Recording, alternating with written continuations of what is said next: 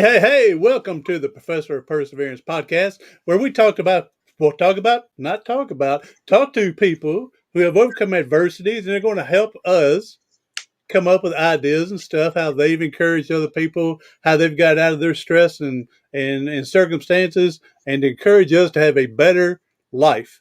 So today we're going to talk with Mike Duffy, who loves to encourage people to overcome any obstacle that's in the way of your greatness.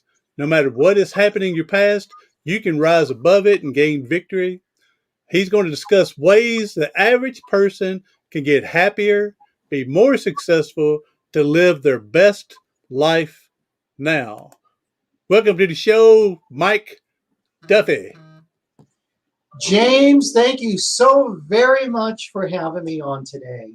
We're going to talk about some life-changing things today. And if you can hear the sound of my voice, James' voice, you're going to benefit.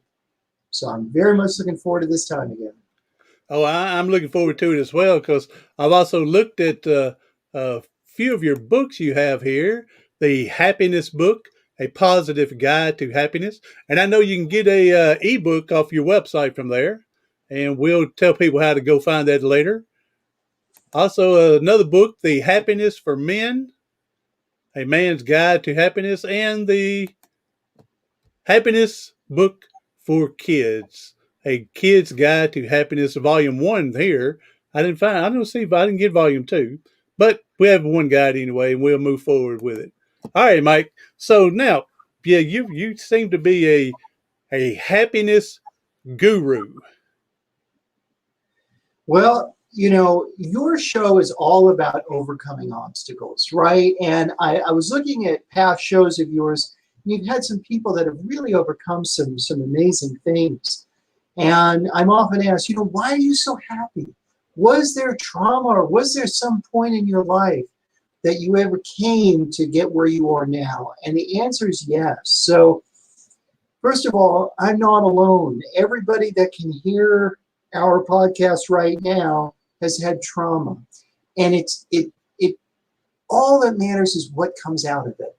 All that matters is this moment now. Forget about the past. Dr. Wayne Dyer used to say the past is ash. It's irrelevant. We're the authors of the stories of the rest of our lives. Make that story one of joy, compassion, fun, excitement, adventure. You can do whatever you set your mind to, no matter what's going on in your life right now. What changed my life was the death of my mom when I was 17.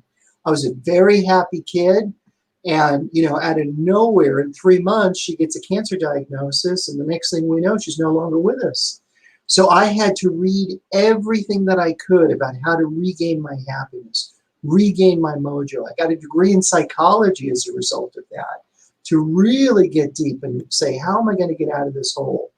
And as a result of that quest, I've been able to speak all around the world to audiences and, guest lecture at Stanford University and other universities and write 5 books. And today we're going to talk about how the average person can increase their happiness.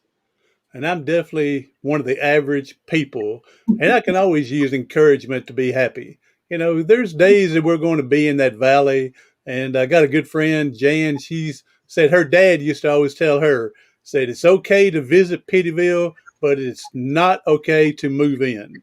So we're going to have those days, but the sooner we can realize, and I think it's good to have them sometimes. Not that you want to wallow around in self-pity all the time, but again, it also shows you how far you have come in life and overcome so much to be where you're at. And we need that remembrance. We need that, I can't think of the word right now, that reinforcement, how we really have come in life. I completely agree. You don't know how bright it is during the day if you never see the night, right? So, you have to change your mindset. So Dr. Wayne Dyer is most famous for change your thoughts, change your life. Now, what does that mean? Well, our brain is a computer. whatever we put into it is what's going to come out as outcome. So, a lot of us are plugged into our phones, plugged into our laptops, and what you have to do is you have to guard your heart. You have to guard your mind. So I stopped watching the news a decade ago. Now, as a financial advisor, I need to know what's going on in the world. So I read the Wall Street Journal. All I need to know is the business news, right? What's going on with taxes? I need to know that stuff. But I don't need to know who died in a local fire, right? So that's one thing. Stop watching the local news. The other thing is the music that you listen to is very important. It's programming your brain. So if you like really hard stuff or sad songs, well, guess what? That's what you're going to become. So scientists did a study, and they wanted to take a look at what is the happiest music that somebody could listen to. And they found out that 50s music, of course, most 50s music, not all 50s music, and most classical music will put you in a good mood to produce a good outcome. So when I drive to work, I put on Sirius XM 50 station, and my head starts going like this, my feet start tapping. You just can't resist it. It's not the greatest music. It's very cliche and trite, but it puts you in a good mood. I was born in the wrong era. I was born in '64. I would have loved to have been born in the '40s to grow up in the '50s because I Uh-huh. love those cars. I Yeah. love the music. Yeah, I'm a little behind my time that I would have loved that. So Uh-huh. I really love those cars. So, Do you like going to car shows? oh yes, whenever I get an opportunity and they have one, yes, man, one time I bought an old '57 Buick Super, Wow. and here I'm paralyzed with spinal cord injury, so it was like driving Miss Daisy. So if Uh-huh. I wasn't in the back seat, I was in the passenger seat, and my brothers or friends would drive me around in my '57 Buick Super, I and love so one time I bought a '59 Dodge. It'd been sitting in someone's backyard for years. They sold it to me for $100, and we got it started. And then after that, I said, "All right, we can sell it. I just want to hear it run." You know, because it was where it sat so long. It took way too much money to get it Oh yeah. fixed for me, Oh yeah. but we got it running, and that was worth the $100 for me. And then I ended up selling it to someone else, or I probably even gave it away for $100. Probably gave it to someone that I knew would take care of it. Uh-huh. Yeah, I'm a car guy too. It's either in your veins or it's not, but my dad loved cars. My grandfather, so my dad and my mom is from Ireland. And my grandfather back in the 30s imported the first Indian motorcycle into Ireland. And in order for it to leave the factory in Brooklyn, New York, it had to go 100 miles an hour. And my dad as an infant could hear my grandfather coming home from work from the tailpipe, the exhaust pipe of that Indian motorcycle, and he would run to the door, "Daddy, Daddy." So it's just in your blood or it isn't. That's right. So, Yeah. all right. So now, so your mom has passed away, and so now you're having to grow up. Our mothers are dear to us, Yeah. no matter how difficult we may think we had it or how lovely things were. They're still the bread and butter of the family, Yeah. and it's mom. Yeah. And so you had to train your mind thoughts, like you said, like Dwayne Dyer, retrain your because again, you're talking about it being your brain being a computer. Mhm. We'd already, when we're kids, we'd already conditioned ourselves that the more negative we can be, the more attention we get. Mhm. I've told other people, when need my diaper changed, what I do, I whine and cry till somebody comes and figures out I need my diaper changed. Or if I'm hungry, what I do, I whine and cry, and so now they're having to feed me. And so we're conditioned that if we do negative things, we get attention. And Yeah. so that's young. And so, yeah, we've got to reprogram ourselves to have a better attitude and outlook in life from there. I agree. You also need to have a plan. And most of us just go through life from one crisis to the next. You turn on the television, there's always some bad news somewhere in the world. And you're like, oh, I'm going to concern my mind with this terrible stuff, even though it has no impact on you whatsoever. So what I'd like everybody who's watching this right now to do is either to take out a piece of paper or to take out something on your phone where you can write down a permanent note, like the Notes app. Write down my happiness formula. It's P plus P equals H. Purpose plus progress equals happiness. I was one time speaking at an event, and my insurance agent was there, and afterwards he came up to me and goes, Mike, you inspired me. When I retire, I'm going to find a hammock by the beach, and I'm going to drink rum from sunup to sundown. And I said, hold on a second. Being an alcoholic is not a plan, okay? So, that's destination happiness. Purpose plus progress. One of the best-selling books of all time is The Purpose-Driven Life. And why? Because we need to have purpose. People become alcoholics, drug addicts, ne'er-do-wells because they've got no purpose to affix themselves to. When they wake up in the morning, they have nothing to do. So write down your purposes. For me, one of my big purposes, be a great husband to my wife, be a great father to my 2 kids. As a financial advisor, be the best financial advisor to my clients. Help them make money and come up with a plan to reach those goals, whatever that may be, right? And then invest wisely along the way. Then next to that, you write down progress. What steps do you need to take in order to make progress in your purpose? So for example, I learned a long time ago, it's cheaper to hire a babysitter than a divorce lawyer, okay? And so what I did was, armed with that knowledge, I decided that every Saturday night with my wife, I would get a babysitter. Not up to her, I would do it. I would do the work. And we would have a babysitter every Saturday night, and we would go to the dinner of her choice and the movie of her choice. And we did that for years and years and years, up until the point where now my daughter is the babysitter, right? So that was one of the steps of progress. And guess what? When you make progress in your purpose, that's when happiness shows up. And it's great to see the progress, like you said, for your purpose to come by. But what happens when you set a progress or a goal and you fall short of it? What if, how many people you have heard of, they go, oh, I tried it once, it didn't work, so I'm done with it. Instead of learning and learning from it and building on it and find a different way to get around it. Those things just keep throwing it around. Is Thomas Edison failed 10,000 times before he finally got the light bulb?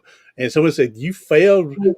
He says, no, I didn't fail. I learned 10,000 ways it won't work. Yeah. I finally got it.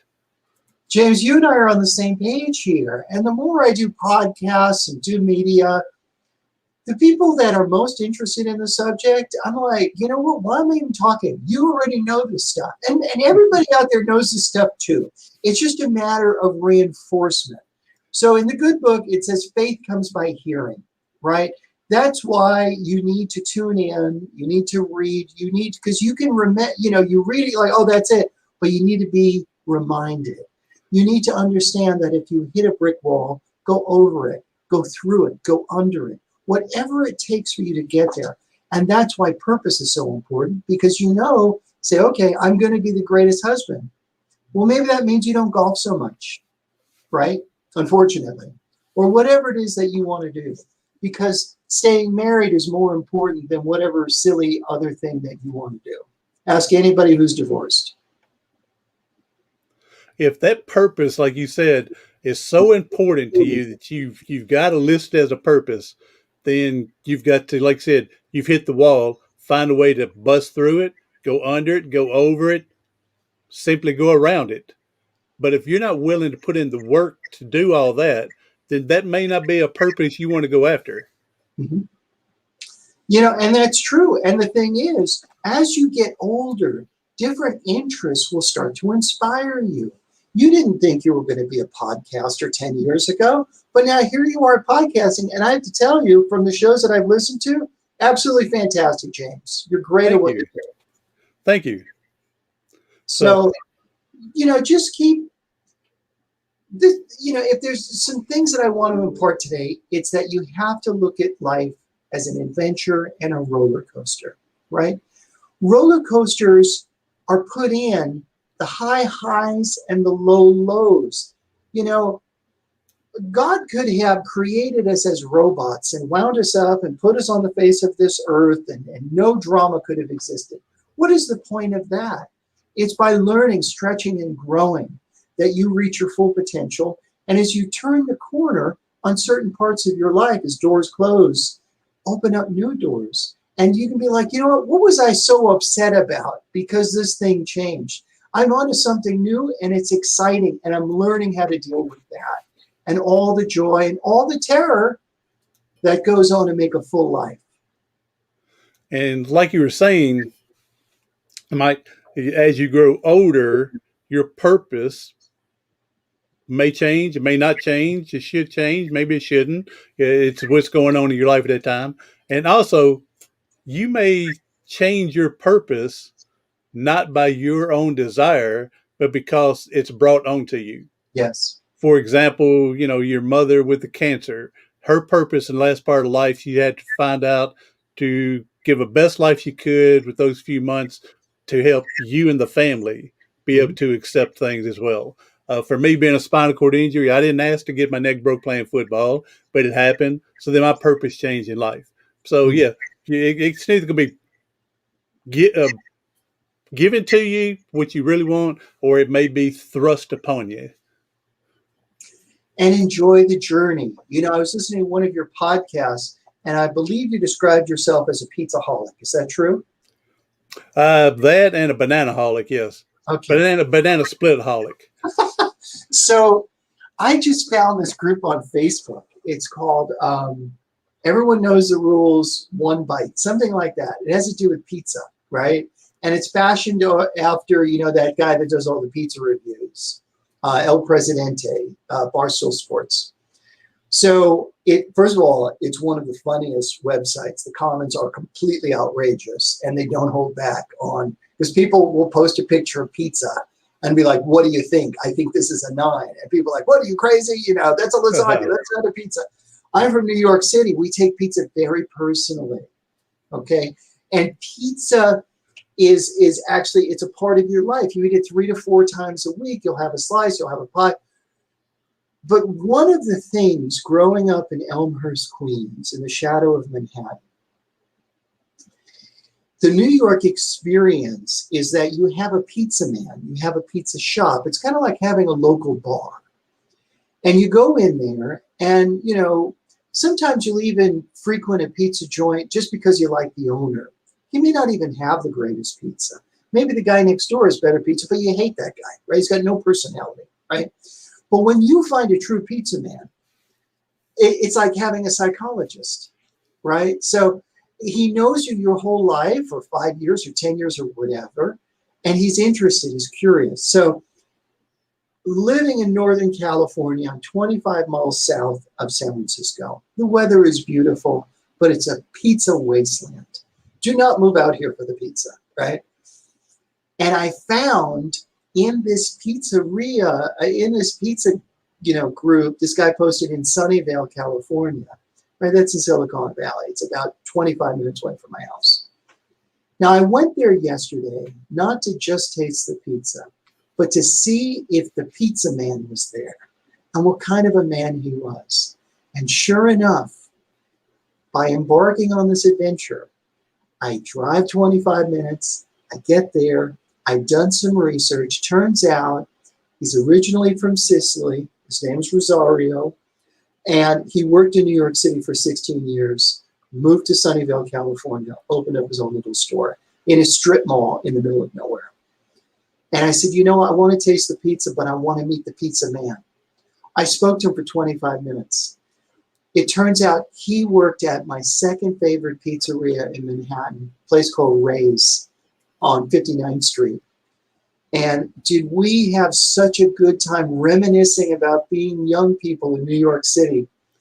And so, and now I have a new great pizza. But what I'm trying to say with all of this pizza nonsense is that you don't know the new joy that is waiting for you if you go out there and you get in the mix. I could have just showed up, tasted the pizza, be like, oh, it's good pizza, but missed out on the new friendship.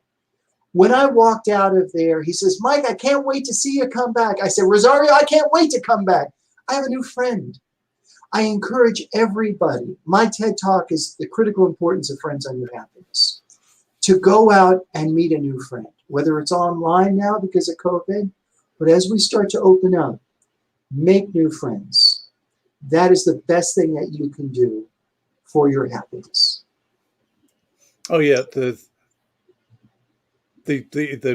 people with you, you already know them, and you know what to avoid and what to look for. And yeah, I'm like you. I like meeting new people, and I get out there like you do. And sometimes I talk too much. I'm sure they're going, man, I got to get back to work. And so, but yeah, I enjoy meeting new people. Just again, my main thing is it's like you. Let's get some new experience, Yes. something that again is going to get me where I want to go, or something to help me aid in getting where I'm going in life and things like that. So yeah, we've got to definitely. We don't have to enjoy or love the situation we're going through, but again, enjoy the experience that's coming out of it, learn from it, and power through everything. Yeah, and you know what? Sometimes things change. Sometimes you end up in a situation, you take that chance and you're like, you know what? I'm bored. But you know what? At least you gave it a shot. Now you know, now you're not pining after something that actually doesn't appeal to you. We all have an expiration date. We don't know when it is. So if there is something, if there is a desire in your heart right now, I want you to close your eyes and I want you to think about that desire in your heart. It was placed there for a reason. I want you to go out and don't let fear stop you from achieving whatever that goal is, because you can do it. It doesn't matter if you're in a wheelchair. It doesn't matter if you're old. It doesn't matter if you don't have any money or if you don't have any connections. How do you think people with connections got those connections? By sitting at home? No, they went out and they fearlessly braved a new trail, and they are handsomely rewarded by being connected to other people. Through the Happiness Hall of Fame, I have met some of my heroes, some of the most extraordinary people on earth. Muhammad Ali and his wife invited me to come out and meet them for a couple of hours at their museum in Louisville. The stories that I heard, all the preconceived notions that I had about Muhammad Ali were washed away. What an amazing, kind, and gentle man he was. He didn't like to box. Nobody knows that. He didn't want to get hurt, and he didn't want to hurt anybody. But he knew that the platform that he had been given could lift people and encourage people to make the most out of their life. So he continued to box even to a point at an age where he shouldn't have had. But he loved people that much to really inspire folks. I've got to start a homeless outreach, which has brought me immense joy. I used to avoid homeless people, and now they're my friends. I look for them 5 days a week on the street. I know their names. I know where they're from, what their situations are, what their diagnoses are. I make them laugh. They make me laugh. Believe these are real people, just in unfortunate circumstances. One of the ways that I've leveraged the Happiness Hall of Fame is through making relationships with the San Francisco Giants. So every year at Stanford University, I have a big event, and people that get inducted come on out and give a speech. And one year we had the Giants come out. They brought their 3 World Series trophies, put them on stage, and they talked about how they help people off the field, which is something that most people don't know. Most sports teams actually have community involvement. And so after forming that relationship with the front office, I leveraged that with my homeless outreach. And I brought one of my favorite friends from the street. His name is Zach. He was born without the ability to stand up. In order to move, he has to drag himself by his knuckles on the concrete. And after visiting with him for 6 months, I said, Zach, what is the desire of your heart? What do you dream about? And he said, Mike, I would love to meet the players of the San Francisco Giants. I said, let me see if I can make that a reality. I called up the Giants. They know who I am. And they said, not only can we make that dream a reality, we'll bring Zach onto the field during batting practice on our premier game of the year against our hated rivals, the Dodgers. And that was one of the best days of my life, let alone his life. You see, St. Augustine said that it is in giving that we receive. So put giving into your purpose as well. Amen there. One thing that I learned with me is days that I feel like I'm in that valley Mm-hmm. is the days that I know I need to go out and help somebody. For Yes. some reason, that when you're helping someone, it just builds you up so much that you know that you've helped them get out of something. And even if they're out of there just temporarily, at least you know you brought some type of joyness to them. And it's amazing. I got a service dog, Ricardo, and you'd be amazed how many people just fall in love with him and want to Oh, yeah. play with him. And I've had people, of course, being a service dog, they always ask, can they play with or pet him? And I always let them. I always let them pet him. But several times people will start crying when they're hugging on him and say, I just put my dog down 6 months ago or a year ago and I miss him so much. And then they thank me for sharing him with them. And Mhm. man, it just brings me, I'm thinking, well, why are you so pitiful thinking today when, you got something over here, a dog that's going to help other people as well. And so it's amazing. I love that, James. Dogs bring such glee and joy to people, especially to a dog person. Here's a confession I never told anybody before. When I drive around, I look for dogs on the street and I talk to them. I'm like, hey, doggy, what are you up to today? Looks like some good sniffing over there. I just love dogs. I find them so funny. It's such a gift to the human race, dogs. I wanted to I hadn't gotten as far as I would like yet, but I want to write a book about how we should live our life as a dog sometimes. Ooh. Uh, and the main thing is just so much joy they bring. But one powerful story that I tell people is one day I was going to work and I was teaching years ago, and I come around the curve to get ready to go. Apparently, the dog had already gotten hit by a car. Now I didn't see him get hit, but there's a couple people on the side of the road, a couple cars pulled over. But I did see the dog back in.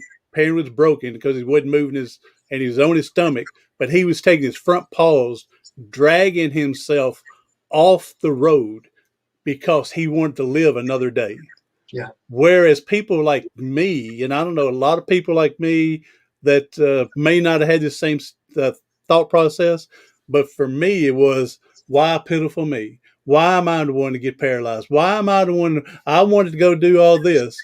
But if we had the mentality of a dog just to survive another day, Mhm. to live, to get off, he knew to get off that road, that something was wrong, but he wanted to survive again. And I'm thinking, man, if we just had mentality, we're the brightest animals on the earth, and we overthink a lot of things Yeah. instead of keeping life simple. You're absolutely so true with that. It's I'm often asked, what is the biggest obstacle to happiness? And I say it's negative thoughts. We're constantly bombarded with negative thoughts, that come at us from all sorts of stuff. Fear of the future, fear of politics, fear of whatever it is. And you just have to, and dogs don't have to worry about taxes, or, am I going to make my mortgage payment? They can just focus on the fun stuff, right? So you're right. We do have to look at life just for the joy and excitement of it, right?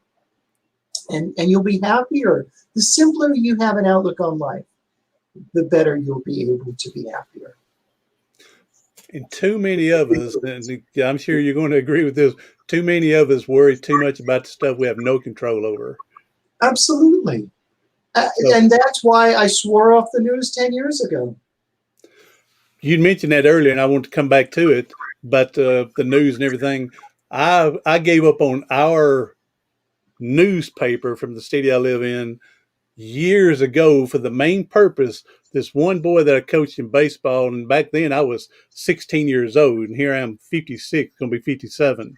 And so, 40 years ago that I coached him in baseball. Well, he graduated high school, and at that time he was 10 years old when I coached him at 16.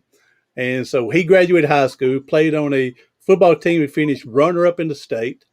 He got to go to West Point. Wow. I don't know if he played football there, but he went to West Point and he graduated, I think, as second from the top, I think, from in his grade point average and all his other stuff he had to do. Now, he's black, African American, which to me has nothing, I have nothing against anything. But our newspaper, instead of having a powerful story of a black man, African American, that went to West Point, graduated second in his class, to be and it could be a positive story for everybody, not just for the black community. They buried his story in like page 8, but on the very front, talk about a woman that was in a car wreck. And that's when I knew it was time for me to give up that newspaper. You know, only bad news sells. That's the thing. See, newspapers wouldn't be around if the headline was everything's good, you don't have to read any further. They're selling panic is what they're selling. And if you read this, you'll be better equipped not to die, is every episode, right? I've set myself free from that nonsense. I prefer to watch comedies. I prefer to pick up the phone and talk to people that I love. I prefer, look, I'm spending time with you right now. I prefer to talk about, all the research that I've spent my entire life doing on happiness to spread all that I've learned, all the interviews that I've done throughout the years for my 5 books. It's better off me doing that than seeing how quote unquote bad the world is, because the world is a beautiful place. Life is worth living. And you have to keep that in your heart. I'm going to be getting my second shot on April 28th. My wife's going to be getting her second shot around that time. And we're going to Disneyland.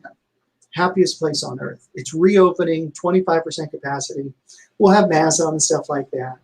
But the point of me telling this story is that I've got a soon-to-be 12-year-old and a 15-year-old. And when I told them, hey, I booked the tickets, Disneyland in California is finally open, they haven't been that happy in a year and a half. And they're still happy. They're still at a vibration level. My son, I was dropping him off at school. He hates school. And I'm like, we're going to Disney. He turns around, you're right. That's another thing. You need to have something to look forward to in your life. Science shows that even if you plan an outing or a vacation, it doesn't have to be a vacation. I know people are stuck or maybe they're afraid of COVID and all that stuff, but plan something ahead. You need to have something to look forward to and forget about the news. I'm waiting for our minor league baseball system to open up again in Nashville so we can go watch the big Nashville Sounds kick it off on the field. So that's my big opening here. So, do you know when that's going to happen? I'm assuming, no, I don't know the dates, but it's on somewhat schedule. I interviewed a guy that I actually coached in baseball, and he's a independent coach, minor league coach, and he said their only thing they've had, they're probably starting 2 weeks later than they would normally, but they're supposed to have their full schedule, 96 games. That's not the Nashville Sound. It's another guy in Chicago. So I'm assuming it's on target. So hopefully May or June, I can get out there and catch my first game. So good for again, you. we're speaking with Mike Duffy, the author of the Happiness Book, A Positive Guide to Happiness. Another book, The Happiness Book for Men, A Man's Guide to Happiness. And also he's got the children's book for kids' guides to happiness in volume 1, and he has a volume 2 as well. Now, Mike, I'm going to come back to your Hall of Fame, your Happiness Hall of Fame, and to recognize, encourage, and celebrate people and organizations that have made other people happy. And you have people you included, inducted into your Hall of Fame. As you mentioned, Muhammad Ali, but Jerry Rice, Serena Williams, and for my part of town, well, not my part of town, but for my other side of the state of Tennessee, Dolly Parton. So I'm putting you on the spot now. I'm waiting for my inductee to come and things as well. So I'll be able to smile and put a happy face on for you. Well, I'll run it past my board of advisors. How does that sound? Thank you. I appreciate that. So what do they say? Just to be recognized is more important than winning sometimes. There So you so go. just to be recognized, yes. All You right, know, Mike. No, Dolly, go ahead. Go ahead. so Dolly couldn't make it to Stanford University, but she sent me a video that really cracks me up. And in the video, she says, thank you for this award. She goes, people come up to me all the time and say, Dolly, are you always happy? And she says, happy? This isn't happiness. It's my Botox. There you go. That's right.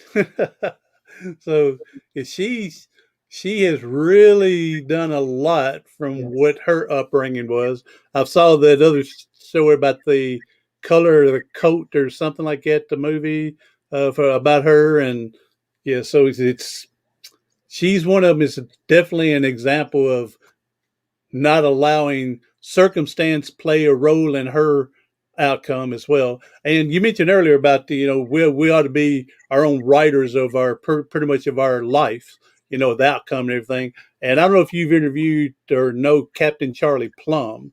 If not, you need to contact him for one of your other books.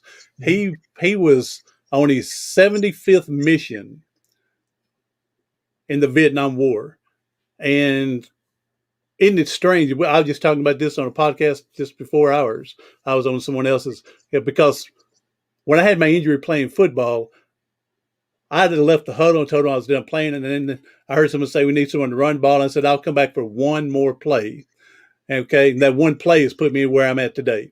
Got my neck broken, everything. Captain Charlie Plum, he said he was on his 75th and last mission of flying in the Vietnam War. He gets shot down, and he's a prisoner of war for nearly 6 years over there.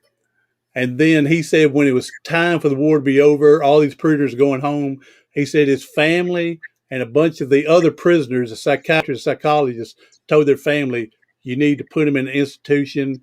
Everything they've been through all them years, they'll never make it back in this world again. Said just their mind is going to be so infested from the pain and agony, no telling what's happened. And then he said when he found that out, that's when he realized he wasn't going to allow someone else to write his life story out for him. And then he became, it's became. I mean, he's great. So yeah, I would like you to look up Captain Charlie Plum. Yeah, look, those are words to live by, right? Every day and every moment is special. And I know we're wrapping up right now. So let me just leave everybody with this. Don't let anybody dictate where you're going to end up in life. Don't even let your bad thoughts dictate where that is. When you have thoughts that say you can't make it, you're not smart enough, you're not successful enough, you don't come from the right side of the tracks, you don't come from the right family, ignore those thoughts. I have a wonderful coach that coached me for years, and he said that if we were to talk to other people the way we talk to ourselves, we would never be friends with ourselves. So you not only have to struggle against the world, you've got to struggle against your inner world. But I'm here to tell you that you can win, okay? With discipline and training, self-discipline of thought, you can become whoever you want to be. And it'll be glorious. You'll be able to look back and say, you know what? I was here, and now I'm here. Not only did I do it, but I'm going to turn around and I'm going to teach others to do it. May that be your story. God bless you all, and thank you much for listening to me today. Amen. Thank you, Mike. And we self-impose limitations on ourselves more than anybody else do. So, but thank you for being here. And if you like, one last thing, Mike, if you can go ahead and get up with your website and whatever else you want to tell people how to find you, and in case they want to get you to come speak or how to get hold of your books. Sure. So if you'd like me to come speak, go to MikeDuffySpeaks.com. If you need help with your finances, go to happinesswealthmanagement.com. And if you want to see great videos of how to get happier, go to happinesshalloffame.com.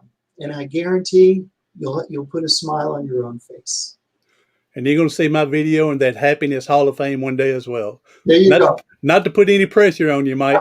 So, all right, thank you for coming in. Oh, you've been special, been a blessing for me, at least anyway, and everybody else. Hey, everybody, if you coming in late, coming in as a replay, be sure to share this out. If you know someone struggling, you know they need help, they need encouragement. This is a great topic today, and how to become happier, and have a better life and everything. So everyone else, go to my website. It's professorofperseverance.com. And again, you can pick up your free mini course and a free ebook on Your Past Doesn't Have a Future, but You Do. Create your future today. Everyone else, do something today, tomorrow, something next week that's going to help you persevere past your